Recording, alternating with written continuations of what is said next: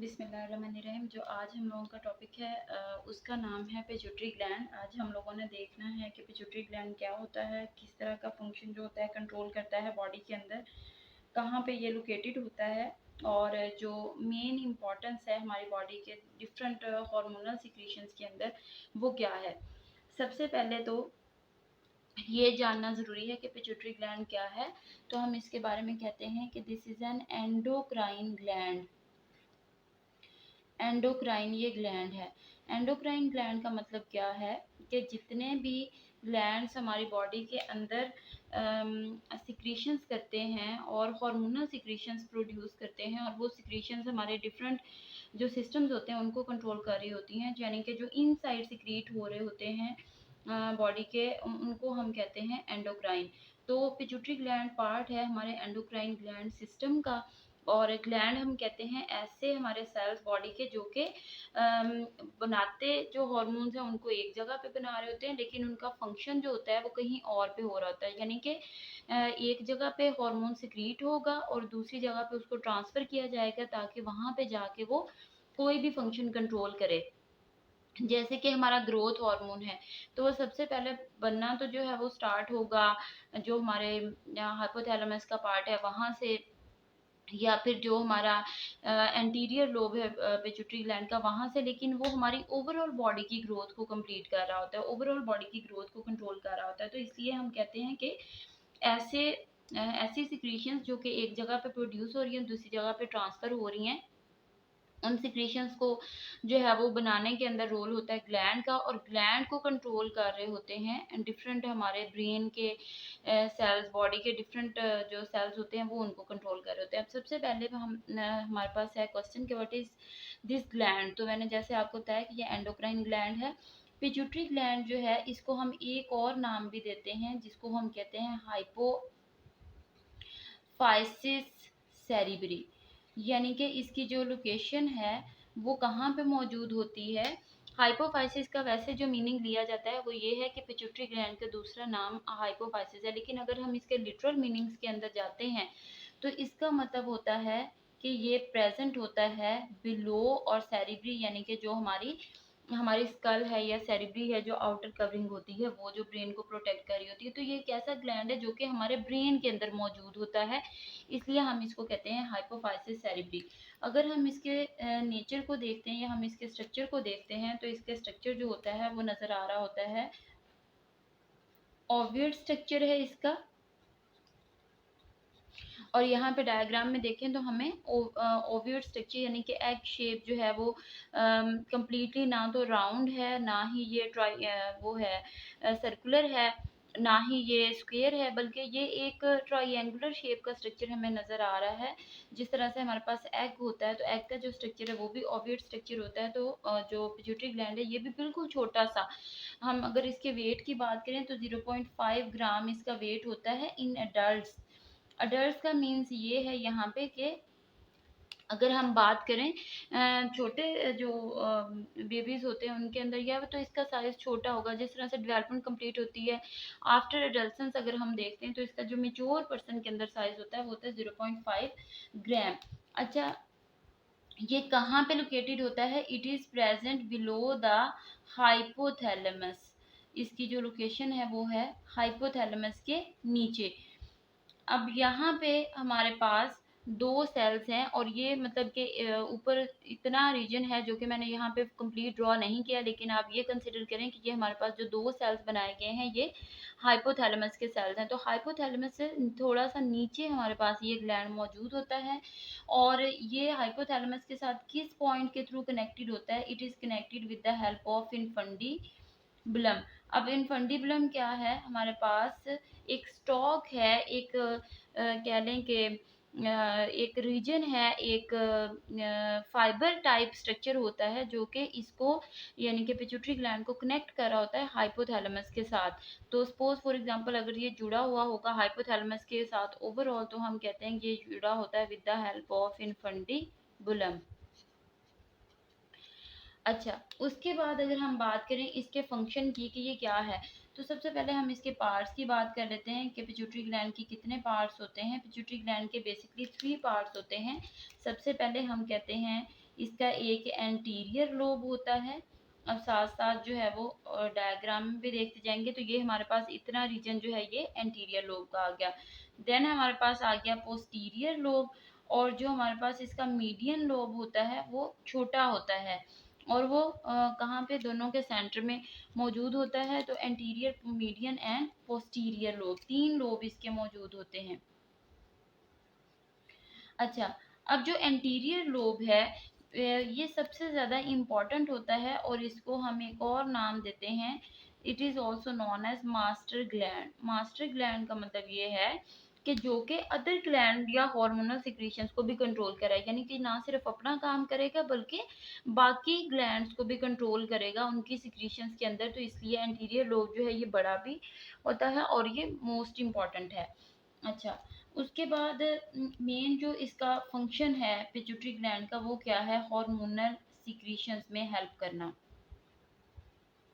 Hormonal secretions में, अब hormonal secretions में किस तरह से हेल्प होती है? तो सबसे पहले हम जो है यहाँ पे इसके स्ट्रक्चर को देखेंगे और उसके बाद नेक्स्ट आगे। तो आपने ये याद रखना है कि हाइपोथैलेमस जो है ये स्पेशल तरह के जो सिक्रीशंस होती हैं जिनको हम कहते हैं हमारे पास रिलीज फैक्टर्स। तो हाइपोथैलेमस का जो बेसिक फंक्शन है वो क्या है? Production of release factors. Release factors असल में ऐसी प्रोटीन्स होती हैं जो कि ट्रिगर करती हैं आके इसको एंटीरियर लोब को, कि वो कोई हार्मोन सिक्रीट करे, और एंटीरियर लोब की वो सिक्रीशन जो है फिर बॉडी के अंदर डिफरेंट ग्लैंड्स के पास ट्रांसफ़र की जाती है ताकि वहाँ पे इसका फंक्शन कंट्रोल हो सके। तो रिलीज फैक्टर्स ऐसी प्रोटीन्स हैं जो दूसरे हार्मोन्स बनाने के लिए यूज़ होती हैं प्रिकर्सर के तौर पे। और ये कौन सिक्रीट कर रहा होता है? न्यूरो सिक्रीटरी सेल्स, यानी कि जो न्यूरॉन्स होते हैं हाइपोथैलेमस के वो सिक्रीट कर रहे होते हैं इन रिलीज फैक्टर्स को। जैसे कि कुछ रिलीज फैक्टर अगर हाइपोथैलेमस से बन रहा है तो वो यहाँ से ट्रांसफ़र होगा इस तरह से, और फिर डिफरेंट लोब्स के अंदर आएगा। फिर जो लोब होगा वो उसको प्रिकर्सर के तौर पे यूज़ करके जो है वो हार्मोन रिलीज़ करेगा, और वो हार्मोन बॉडी की किसी भी एक जगह पे जाके एक फंक्शन कंट्रोल करेगा। अब वन बाय वन हम लोग देखेंगे इसको कि किस तरह से होता है। तो सबसे पहले जो हमारा ग्लैंड है वो कौन सा है? This is an anterior lobe या फिर एंटीरियर ग्लैंड, पिट्यूटरी ग्लैंड का एंटीरियर पार्ट जो है। अच्छा, अब ये जो एंटीरियर ग्लैंड लोब है ये क्या करता है? ये डिफरेंट तरह के हार्मोन्स रिलीज करता है। जैसे फॉर एग्जांपल एक हमारे पास होगा हार्मोन जिसको हम कहते हैं सोमैटोट्रोफिन हार्मोन, और दूसरा हमारे पास होगा एड्रीनो कॉर्टिकोट्रोफिक हार्मोन। फिर उसके बाद हमारे पास आ जाएगा गोनेडोट्रोफिक हार्मोन, और लास्ट में हमारे पास आ जाएगा थायराइड स्टिमुलेटिंग हार्मोन। अब ये 4 हार्मोन्स हैं जो कि एंटीरियर जो हमारा लोब है वहाँ से सिक्रीट होते हैं। अच्छा जी, उसके बाद अब हम लोग स्टार्ट करते हैं हमारा नेक्स्ट जो है सबसे पहले डिस्क्रिप्शन कि क्या है हमारा एंटीरियर जो लोब है वो। तो एंटीरियर लोब जो है जैसे मैंने आपको पहले बताया कि हाँ जी, तो सबसे पहला जो हमारा हार्मोन है वो है सोमैटोट्रोफिन हार्मोन। सोमैटोट्रोफिक हार्मोन को जो है हम लोग ये भी कहते हैं कि this is also known as growth hormone. ये एक ग्रोथ हार्मोन के तौर पर एक्ट करता है जो बॉडी के अंदर ग्रोथ को कंट्रोल कर रहा होता है। सबसे पहले जो प्रोसीजर है इसके सिक्रीशन का वो डिस्कस कर लेते हैं कि जो हमारे पास हाइपोथैलेमस है, सबसे पहले हाइपोथैलेमस सिक्रीट करता है स्पेशल तरह की प्रोटीन्स को जिनको हम कहते हैं सोमैटोट्रोफिन रिलीज फैक्टर्स। जैसे मैंने आपको पहले बताया कि जो रिलीज फैक्टर्स होते हैं इसका मतलब ये होता है कि ये एक ऐसी प्रोटीन्स हैं जो दूसरे हार्मोन की सिक्रीशन के लिए यूज़ होंगी। तो हाइपोथैलेमस अपने न्यूरो सिक्रीटरी सेल्स को यूज़ करके रिलीज करता है सोमैटोट्रोफिन रिलीज फैक्टर्स को। ये रिलीज फैक्टर यहाँ से रिलीज होने के बाद कहाँ पे आ जाते हैं? Into the anterior lobe of pituitary gland. ये आ गया एंटीरियर लोब के ऊपर। जैसे ही ये यहाँ पे पहुँचते हैं तो इनको रिसीव करने के बाद इनको मॉडिफाई कर देता है एंटीरियर लोब। और किस तरह से मॉडिफाई करता है, वो सोमैटोट्रोपिन रिलीज फैक्टर से इनको बना देता है सोमैटोट्रोपिन रिलीज हार्मोन, या फिर हम ये भी कह सकते हैं सोमैटोट्रोफिक हार्मोन। अब ये जो एसटीएच है, ये क्या करेगा, ये ब्लड के थ्रू पूरी की पूरी बॉडी के अंदर ट्रांसफर होगा, ये ब्लड में आ जाएगा। ब्लड से ये ट्रांसफर कर दिया जाता है into the liver cells. Liver के अंदर जाके ये इंसुलिन ग्रोथ फैक्टर बनाता है, आईजीएफ। इंसुलिन ग्रोथ फैक्टर का काम ये होता है कि ये बॉडी के अंदर कंट्रोल कर रहा होता है ग्रोथ को, यानी कि growth of muscles and bones. तो हमारी जो हाइट होती है या जो हमारी डेवलपमेंट हो रही होती है, वो किसके थ्रू कंट्रोल होती है, आईजीएफ से, जो कि प्रोड्यूस होता है फ्रॉम द लीवर।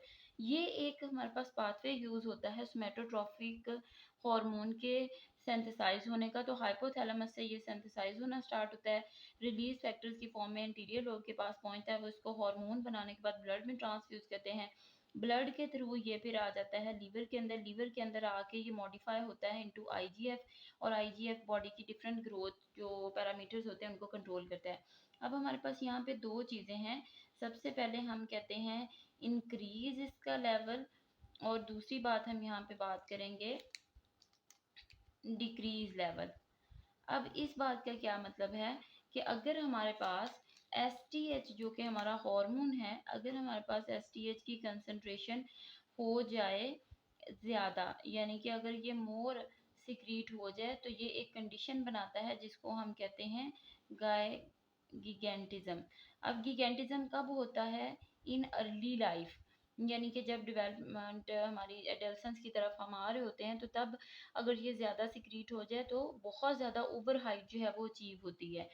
और अगर ये रिलीज हो इन द ओल्डर एज, या फिर हम कहते हैं कि after certain period of life, तो उसके अंदर में अगर बाद में अगर ये सिक्रीट होता है, लेटर ऑन अगर इसकी सिक्रीशन होती है, तो ये बनाता है, कॉज करता है एक्रोमेगली। और एक्रोमेगली के अंदर क्या होता है, abnormal development of hand, feet और जॉज की जितनी भी एबनॉर्मल डेवलपमेंट होती है।